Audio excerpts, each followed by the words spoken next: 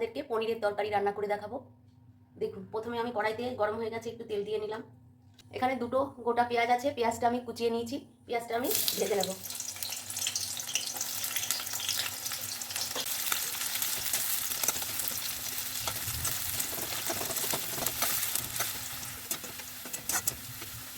পেঁয়াজটা ভাজা হয়ে গেছে। এবার আমি 5টা কাজু ভেজে নিচ্ছি।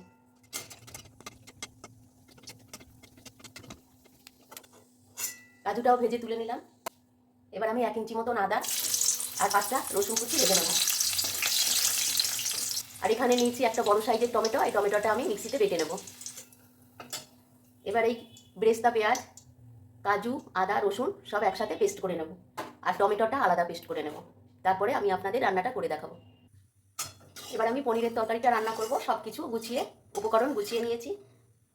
পনিরটা রান্না করার জন্য প্রথমে আমি একটা বড় এলাচ ফাটিয়ে দিয়েছি, একটা ছোট এলাচ ফাটিয়ে দিয়েছি, আর একটুখানি দারুচিনি দিয়েছি। আমি এখানে টমেটো পেস্টটা দিয়ে দেবো। প্রথমে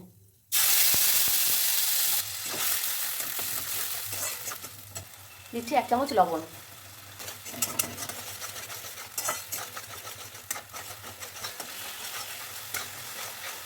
টমেটোটা ভাজা করে নিয়েছি। এবার আমি দেবো একটু শুকনো গুঁড়ো মশলা, হলুদ গুঁড়ো, কাশ্মীরি লঙ্কার গুঁড়ো, ঝাল লঙ্কার গুঁড়ো আর জিরে গুঁড়ো। ধনে গুঁড়োটা আপনারা দিয়ে দেবেন, আমার কাছে ধনে গুঁড়োটা এখন নেই, আমি জিরে গুঁড়ো দিয়েছি অল্প।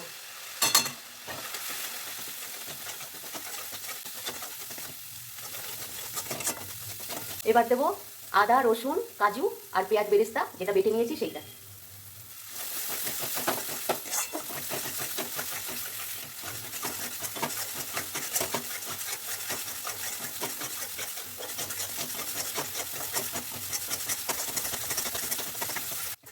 মশলাটা কষানো হয়ে গেছে, তেল বেরিয়ে গেছে মশলা থেকে। দিয়ে এবার একটুখানি দই নিয়েছি, এই দইটা আমি ফেটিয়ে দিয়ে দেবো।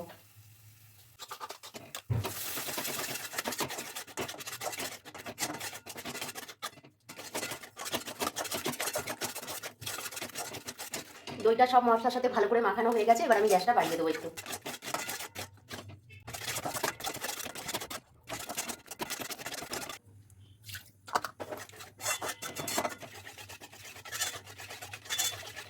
এবার দেবো স্বাদ অনুযায়ী চিনি।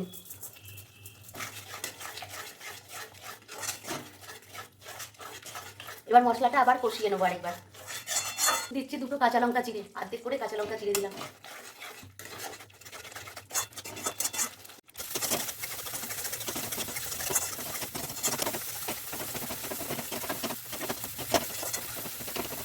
মশলাটা কষানো হয়ে গেছে, মশলা দিয়ে পুরো তেলটাই বেরিয়ে গেছে। তাও আমি একটু নাড়াচাড়া করবো যাতে ভালোভাবে মশলাটা আরও ভালোভাবে কষানো হয়।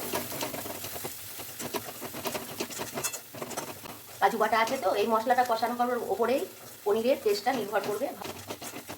এবার আমি 1 বাটি জল দিয়ে দেবো।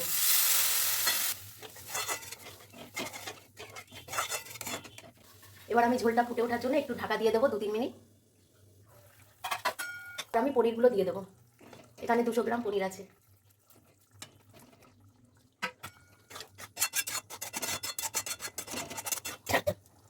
এবার গ্যাসটা কমিয়ে দিয়ে 5 মিনিট ঢাকা দিয়ে রাখবো। পনিরের তরকারিটা রান্না হয়ে গেছে। এবার একটুখানি মেথি পাতা হাতে ঘষে দিয়ে দেবো। একটুখানি ঢাকা দিয়ে গ্যাস বন্ধ করে রেখে দেবো, তারপরে আপনাদের নামিয়ে দেবো। এই যে আমার হয়ে গেছে পনিরের তরকারিটা। কেমন লাগলো অবশ্যই জানাবেন। আর আপনারা কে কেমনভাবে করে খান সেটাও আমাকে জানাবেন। আমি এরকমভাবেই ঘরে নিজের মতন করেই রান্না করি রুটির তরকারি, পরোটার তরকারি।